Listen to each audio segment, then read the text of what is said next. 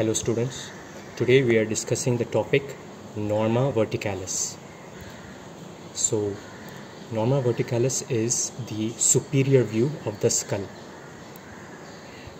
In this view, the shape of the skull is seen to be oval with the posterior aspect wider than the anterior aspect.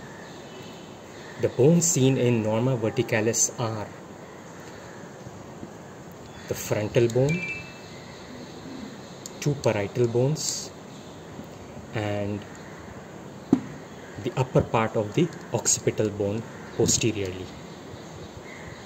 The sutures that are visible in Norma verticalis are the coronal suture, which lies between the frontal bone in front and the two parietal bones behind it. This is the coronal suture. Then we have the sagittal suture, which lies between the two parietal bones. Lastly, we can see the lambdoid suture.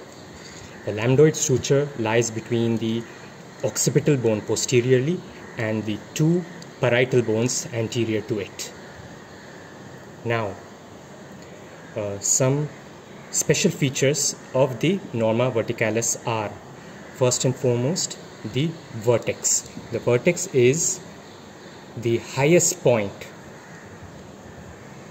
The vertex is the highest point on the sagittal suture. This is the vertex. Then we have the vault of the skull. This entire arched roof of the dome of the skull is called the vault. Next we have the bregma. The bregma is the meeting point of the coronal suture and the sagittal suture. In the fetal skull, the bregma is in a membranous gap form, and that membranous gap is called the anterior fontanelle. It allows for growth of the fetal brain, and it helps in molding or movement of the skull bones during birth, as well as we can determine the age of the fetus by looking at the anterior fontanelle, which fuses at the age of around 18 to 24 months of life. Next we have the lambda. So the lambda,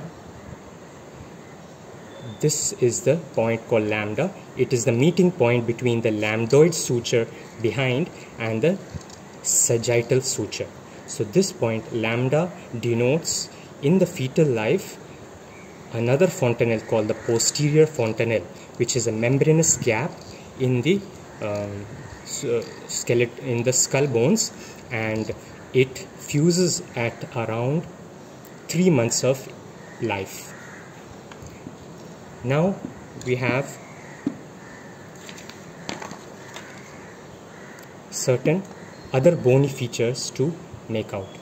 First and foremost is this bulge. This is called the parietal tuber or parietal eminence. It is the most convex and most prominent part of the parietal bone, and it is a common site of fracture of the skull, and from the parietal eminence the fracture lines will radiate outward.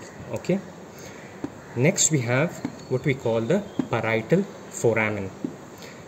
So the parietal foramen, as seen here, is situated around 2.5 to 4 centimeters in front of the lambda, and it is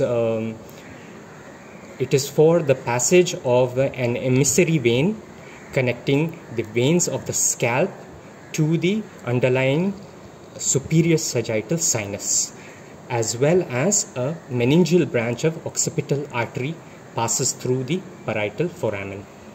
So the parietal foramen situated on the upper border of the parietal bone, and it transmits the emissary vein and as well as the meningeal branch of occipital artery. Now between the two parietal foramen, the point on the sagittal suture is called the obelion, O-B-E-L-I-O-N, obelion, the point between the two parietal foramen. Now we will discuss in brief about the parietal bone. The parietal bones are paired bones forming a large part of the roof of the skull, or specifically the vault of the skull. Now the parietal bone is quadrilateral in shape, and it presents an inner surface which is concave, an outer convex surface, 4 borders: superior, inferior, posterior and anterior borders, and 4 angles: antero-superior, antero-inferior angles, posterior-superior, posterior-inferior angles. One by one we will see it. The outer surface is convex, and its point of largest convexity is denoted by the parietal tuber or parietal eminence. The inner surface is concave and shows a lot of vascular markings, denoting blood vessels coursing in the inside of the cranial vault. The superior border is also called the sagittal border, because it forms the sagittal suture.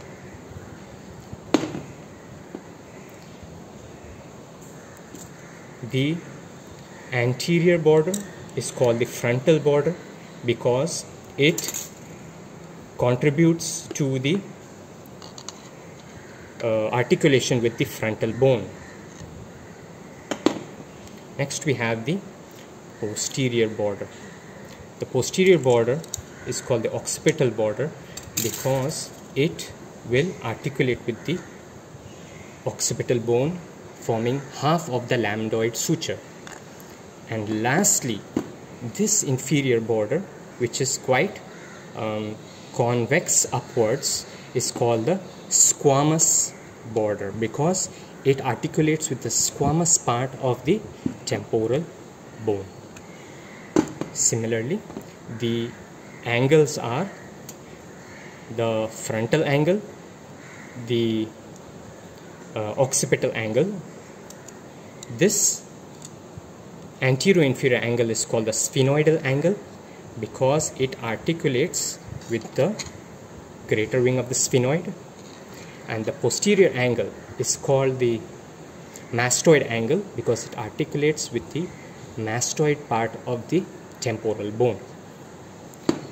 Side determination is by keeping the convex surface facing laterally and the concave surface facing medially and inferiorly, and the inferior border or the squamous border will show a convexity, and its anterior part will be quite pointed, and the inner surface will show a vascular marking originating from the point and moving posteriorly. So this particular vascular marking is for the of the middle meningeal artery and vein, and this particular vascular marking is for the posterior division of the middle meningeal artery and vein. Along with these vascular markings, we see here a groove or depression for the sigmoid sign. Another aspect of the norma verticalis will be towards the lateral side. We see 2 temporal lines. We have the superior temporal line and the inferior temporal line. Anteriorly, both the lines merge and they progress towards the zygomatic process of the frontal bone, whereas posteriorly both the lines are separate and the superior temporal line fades away while the inferior temporal line curves inferiorly and then anteriorly to join with the mastoid bone or the mastoid process of the temporal bone. Okay.